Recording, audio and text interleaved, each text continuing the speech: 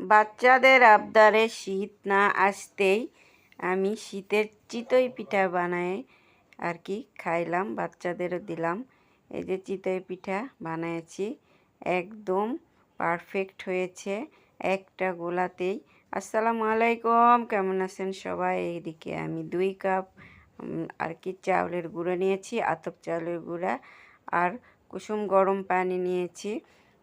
পানিটা ঠান্ডাও হবে না, গরম থাকবে, সেইটা নিয়েছি। নিয়ে এখানে আস্তে আস্তে করে খেয়াল রাখতে হবে, অল্প অল্প করে দিতে হবে। দিয়ে এরকমভাবে হাত দিয়ে নাড়লেই ভালো হয়, কিন্তু আমি তারা হাত দিয়ে নাড়িনি।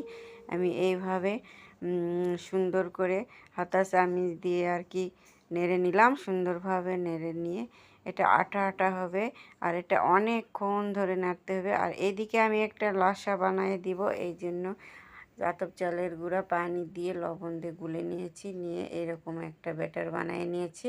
আর এখন ওই ডোটা আর কি ঢেলে দিব সুন্দরভাবে, যেন ডোটা সেট হয়, এই জন্য ঢেলে দিলাম। একটু পাতলা ছিল, 10 মিনিট ধরে রেখেছিলাম, তারপরও একটু পাতলা। আর এখন দেখেন ব্যাটারের মধ্যে ঢেলে দিলাম। দেওয়ার পর এখন সুন্দরভাবে আর কি গুলতে হবে।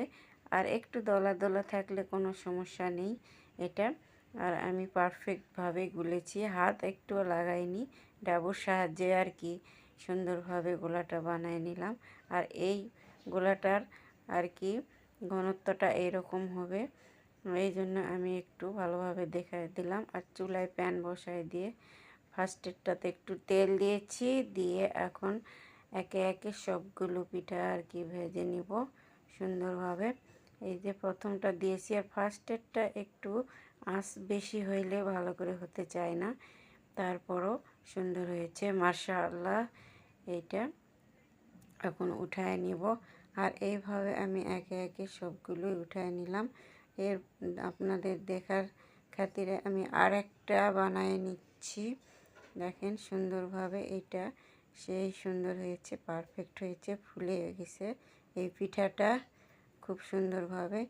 আর এমনভাবে প্যানের গায়ে একটু লাগতেছে না, দেখেন উঠানোই যাচ্ছে না, এরকম আর কি হয়েছে। আর এইভাবে পিঠা বানালে পিঠা পারফেক্ট হয়। আর আমার ভিডিওটা আজকের মতো এখানে রাখছি। আল্লাহ হাফেজ, সবাই ভালো থাকবে।